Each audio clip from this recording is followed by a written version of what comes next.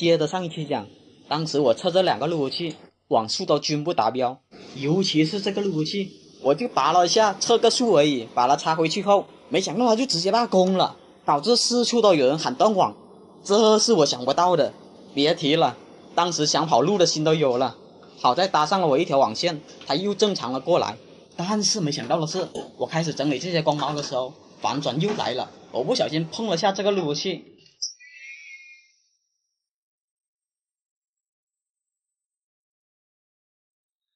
我操，坏了！我操，这什么情况？这算是我搞坏的吗？大伙也看见了，有录像为证。小胡我可是啥都没干哦，是他自己想的，不关我事。难怪之前的师傅跑路，小胡我这下也要真的跑路了。这网络哪是给人修的哦？正当我要跑路的时候，路由器它又自己恢复正常了。好吧，这事就翻篇了。我接着讲我是怎么继续维修下去的。我当时很好奇，他们每个月8000多的宽带到底花到哪里去了？他们这几个光猫宽带费用加在一起也没有8000多啊。直到我注意旁边这个路由器，它的弯口的线是通到哪的？我一路顺着这条线来到了这边。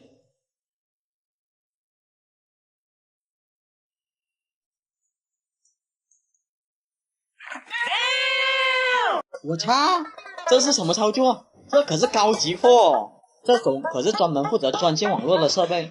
我问了一个电信朋友，这种专线100兆都要4500一个月，就这样的网络居然接到这个路由器上，这也太浪费了吧。这个路由器上面的2条线通到哪的呢？我目前也不知道，先不管了。至于他们网络卡顿如何解决，我还是先搞清楚机柜这些线是干嘛的吧。要是用传统方法找线的话，他是要找上几天才能把线理齐。别忘了，小胡我可是实战型选手。不过在我捋之前，大伙觉得理清这些线路难度分多少？1到10分，大伙这里打一下分。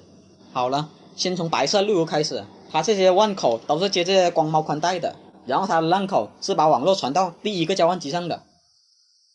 我这里用电脑插上去，打算获取一下这白色路由器的后台地址是多少。步骤是电脑左下角右键选择运行，输入 cmd， 然后就出现了这个界面，然后输入 mperfect 这命令，这里就会出现这个白色的路由器后台地址，我们给它记下来。至于这交换机上面剩的线是干嘛的，我们先放在一边，然后就到这黑色路由器了，它这2个弯口也是分别接2条光猫的，然后这个烂口把网络传到第2个交换机上的。我用同样的方法获取到了这黑色路由器的后台地址，我这里也把这个地址给记下来。至于第2个交换机上面剩余的线是干嘛的，我目前也是不知道的。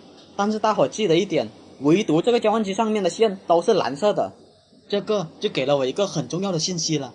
大伙还记得上一期吗？弱电井的主线也是蓝色的，这个细节要记得。到了第3个交换机，上面的线我就真的凌乱了，我还真的找不到这线哪跟哪，那我就直接用电脑插上去，一样用刚才的方法查询一下它的 IP， 看看是哪个路由器给它提供的网络。我这里查询到了，它的网关是白色路由器的，那我就知道了，第3个交换机和第1个交换机是连在一起的，第2个交换机是由这个黑色路由器独立负责的。好了，重头戏来了，接下来就看我怎么快速捋清这3个交换机上面的全部的线吧。我目前处于4楼，我于是从5楼的弱电井开始吧。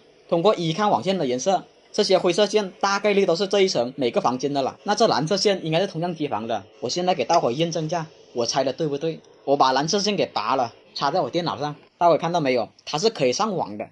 这条线被我拔了，那这一层20个房间的网络就全部断了。我把蓝色线插回去，然后查看一下后台 IP 地址，对比一下网关，我看一下这一层它是由哪个路由器提供的网络。这个过程大伙可以理解成 DNA 对比吧。我查询的结果是黑色路由器的网关，网线颜色对得上， IP 对得上，那这时候我就确定这蓝色线是插在机房的第2个交换机上的。我用同样的方法一路试了7楼、8楼、9楼，一路到18楼都是蓝色线，都是显示这个黑色路由器的后台。那这280个房间的线路一下子就被我摸清楚了，那就是这个黑色路由器把网络传到了第2个交换机，然后再由这些蓝色线把网络传出到5到18楼的弱电井，弱电井里面的交换机再把网络传出到各个房间。这下不得了了，感情这280个房间的网络全部靠这2个设备承担，这样不卡爆才怪呢。那这些蓝色的网线连个标签都没有，我又是怎么搞清楚它是通向几楼的呢？这个就简单多了，我对着交换机的灯拍一张照片，然后我再去5楼把这蓝色的主线给拔了，回来再拿照片对比，看见哪个灯灭了，哪条就是5楼的线了。怎么样，简单吧？到时候我再给它打个标签就行了。搞清楚线路后，我输入 IP 进入了这个黑色路由器后台，情况果然和我想的一样。大伙看一下，物理连接设备有200多个，还有这个 CPU 使用率居然高达99%，这意味着什么？如果大伙看过我这期应该知道，当时这个路由器不管接什么网络进来，怎么测都是10兆的网络，就是它当时接入的设备太多了，导致路由器的性能大幅度下降，所以这就解释了这个1000兆路由器我上一期怎么测都跑不满100兆的原因。当时解决的方法是重启，但是这种情况我还真的不敢重启，我怕重启了它就再也开不了机了，那这个锅我就真的得背了。好了，5楼以上的线路和网络卡顿问题我已经知道原因了，接下来就要搞清楚这2个交换机的线路了。大伙是不是很好奇我为什么从5楼开始？说来也歪打正着，因为上一期白色路由器罢工的时候，1到4楼都有人喊断网，我就在当时一下子就明白他们线路了。这个交换机都是灰色线，那很大概率它和其他弱电井一样是代表这一层每个房间的，因为这个机房就在4楼。剩下这个交换机嘛，5楼以上的全部已经被我排除了，4楼的也大概确定了，那都不用猜了，它是负责1到3楼的网络。好了，接下来我们就进这个白色路由器后台，看看它卡的原因吧。有意思的是，我输入了后台地址，它直接拒绝我访问，看来这个路由器增加了端口号。我通过了其他手段查询到了它的端口号，然后我要在地址后面增加它的端口号才能进去。虽说进了后台，但是面对这密码拦着，我确实没有任何办法绕开它。我也试了下它的 console 口，可能是设备老旧的原因，我接上去愣是没有任何反应。我又尝试通过后面的 VGA 口重置它密码试一试，可能是年代久远的缘故，屏幕显示一片空白。这个时候我只能通过 MAC 扫描方法，也可以知道这白色路由器到底负责了多少个设备。虽说不太准确，但是也能知道个大概。就这样少了是50个设备出来，倒也符合我的推算，因为1到3楼是接待台，摆酒席酒桌的地方，一般没有什么设备连接，只有4楼会多一点。好了，线路就这样大概全部搞清楚了，接下来就正式解决了。我拿一台企业路由器设置上网后，就开始把第2个交换机的大部分线插到了新的企业路由器上，这么做就是分担这个黑色路由器的工作量而已。接上去后，我再看一下这黑色路由器的后台 CPU， 相比之前明显降了很多，新的路由器也显示有100多个设备接入，相当于分担了它大半量的工作。网速肯定比之前明显好很多了，我再测一下网速，之前只能测到几十兆，现在测的话都能跑到300多兆了。不过这只是临时的缓解，我已经给了这个酒店做了整改方案，如果通过的话，没准还有续集。好了，下一期又是去包租公那边解决他的网信问题。这边的监控那叫做一个惨了，因为故障比较棘手，已经修好了好几个师傅。我们先来听一下当事人是怎么描述的吧。他跟你讲的大概什么问题？跟你讲了不？我跟他说过的。就是说有几个摄像头动不动就看不到，对吧？不是几个摄像头动不动就看不到，他有时候他是不固定点位的，他有可能今天是这个，明天就是那个，不一定的。然后他会自己恢复吗？还是不会？不会，你必须人为去摄像头那里的那个网线接口那里把它拔了，然后重新插一下，它才会自动连，才会重新连上。因为这个东西本来就是我跟客户去装的，当时而且我跟客户关系也还不错，但是出了这个问题呢，搞得我也很难堪，知道吧？因为本身多久了？1年多了，但是陆陆续续一直都有这个问题。装完之后大概1个多月就开始陆陆续续出现这个问题了，但是我当时没有在意，我以为可能就是简单的问题。当时就给他半个月去维护一次，半个月去维护一次，然后后面越来越频繁了，几乎每个星期都要去的。你这个也是够惨的。是很惨啊，搞得我就很头痛，然后客户那边也搞得就是，就是挺尴尬的。谈话内容有10多分钟，我就不全部播放出来了。总之这些监控不要求我修好，只要求我把原因找出来就行了。我和他一起来到了现场，他带我走了一圈，我了解到他们监控布有4个汇聚点，其中3个位置还好，但是有一个点位是藏在上面的，即使拿最高的梯子，距离机柜也有2.5米的距离，我就怕我人上去了就下不来了。至于机柜的这些线路，我就不详细说了，要真讲的话，视频得好几个小时长了，因为线不是他布的，他看这些线路也有点懵，所以主机房的线路和设备还是得我自己摸排清楚。我现在要做的就是先搞清楚主机房都有哪些是负责监控的，以及哪台设备是他们的核心交换机。首先带换口的设备就被我排除了，因为只有路由器才带换口。好在这边2个 POE 交换机上面是有标签的，很明显这个 JK 代表监控的意思，但是这个写的厨房我就不明白是什么意思了。后面我发现单纯靠标签理清楚这些线路就太耗时间了，所以我干脆直接上电脑了。这个 POE 交换机虽说是负责监控的，但是我感觉它应该不是核心交换机，而且这个牌子我也不认识，我怕我到时候插上去，我电脑直接给干报废了。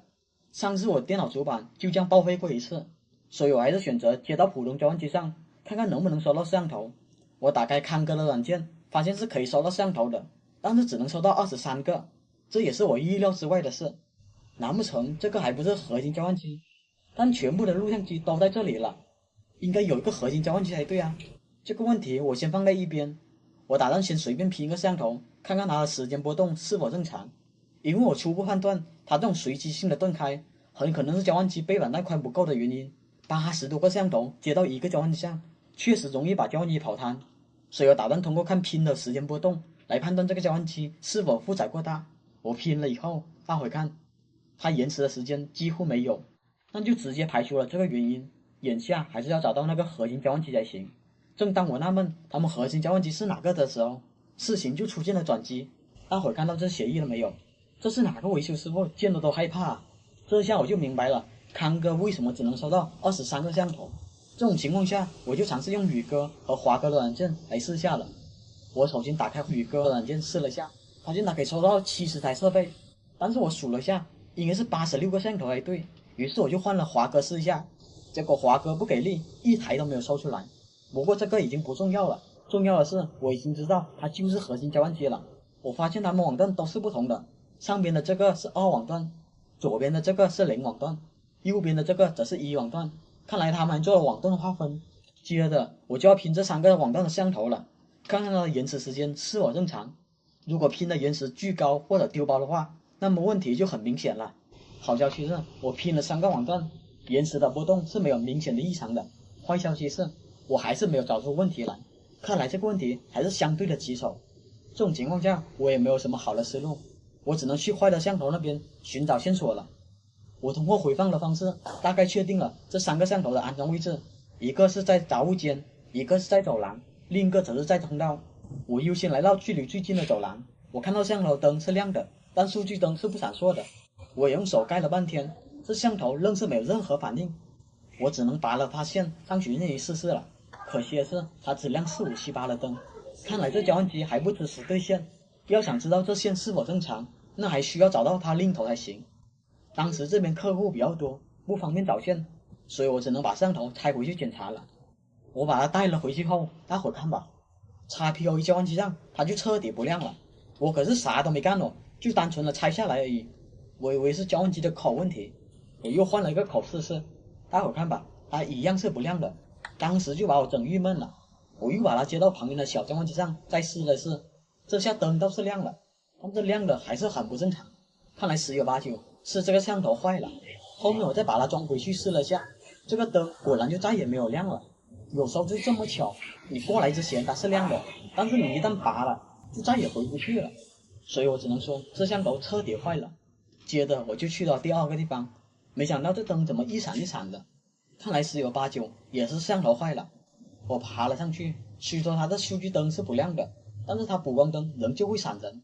流程还是要走的，我这边对了下线，发现它1到8星是可以对得上的。看来这个交换机和刚才那个交换机还是不一样。罢了，直接带回机房测试。我带回机房接上交换机后，发现它的灯也是不亮的。正当我以为这上头是坏的，但是我又多了个心眼，我把它接到大交换机上试了试。没想到的是，一接到大交换机上，摄像头居然亮了，但数据灯却一直是没有闪烁。此时我也一直期待着这个画面它会不会恢复，但是我等了很久，这个画面还是没有恢复。当时我就怀疑这交换机有没有和这个录像机是互通的，于是我就拔了交换机的这2条主线，我给它全拔了，看它会不会断开。吸收主线拔了，却发现这些画面还是正常运行的。看来这个交换机和录像机还不是互通的，只能说找到负责摄像头的交换机才能弄明白原因了。当时我怀疑这摄像头的线是到这个机柜里面的，因为它距离摄像头是很近的，但是上面实在太高了，我上不去不说，而且下面都是客人，所以我只能来到这个机房碰碰运气了。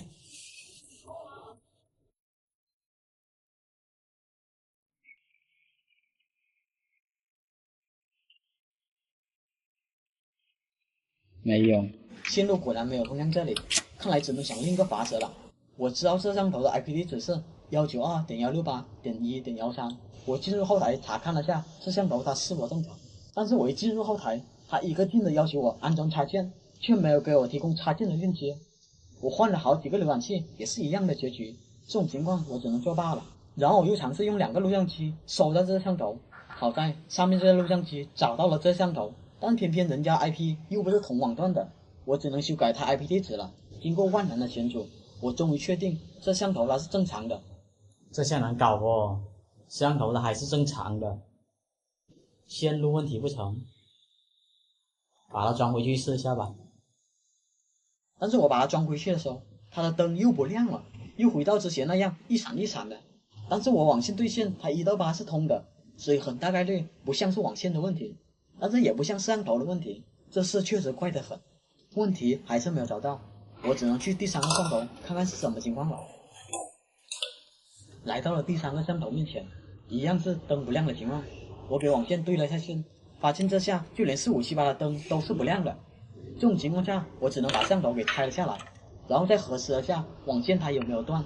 幸运的是，摄像头的线路是来到主机房的，我通过寻迹仪很顺利的就找到了它。我也把带回来的摄像头接了上去验证下，看看它有没有坏。让我没想到的是，这时候它居然就亮了起来，接上去就亮了，而且画面也恢复了过来，画面出来了。正当我以为是线的问题，但是我看了下网线，发现它8星也是亮的，线都是正常的，这就很有意思哦。我看一下吧。于是我就拨成对线再试了一下，大伙看吧，它1到8星确实是正常的，看来也不是网线问题，那应该是交换机的口有问题了。但是你们猜怎么着吧？我把这个拔了，接3号口看会怎么样？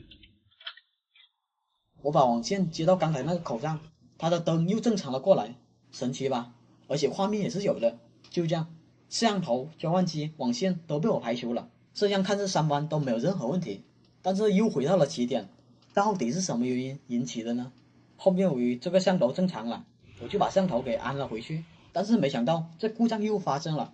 它补光灯是亮的，但数据灯一点反应都没有。我回到录像机面前一看，画面果然又丢失了。我再开了下灯，大伙看吧，这交换机的灯明显不正常。这下我就明白过来了，大伙记得它现在是没有画面的。接下来我就把它网线给拔了，接到上面那交换机来试一下。接下来就要关注这个画面了。出来了，画面出来了，那还是交换机的问题。大伙看吧，画面恢复了，看来和我判断的一样，这注定不是个例。大伙看到这个凹凹口的灯没？它闪的也不是那么正常。这录像机正好不是还有个画面没有出来吗？正好我把线也换上去试下吧，没准就真的可以呢。希望这个一会儿会出来。这个画面也出来了，大伙看吧，画面又恢复了一个，看来破案了。我猜的没错，应该是这些小交换机供电存在一些问题，近距离应该还没事，但经过了时间的推移，距离稍微远一点的摄像头它就不行了。后面我去其他机柜也是一样的情况，我把网线接到大交换机上，后面它又恢复了一个了。其实还有好多细节可以值得推敲，但这就注定了视频的时长不会短，估计看到这里的人少之又少。如果本期视频播放比较好的话，那么我很可能会改变风向，逐渐的把每一期都讲得更加细节化，这个就离不开各位的支持了。好了，希望本期案例会对你有帮助。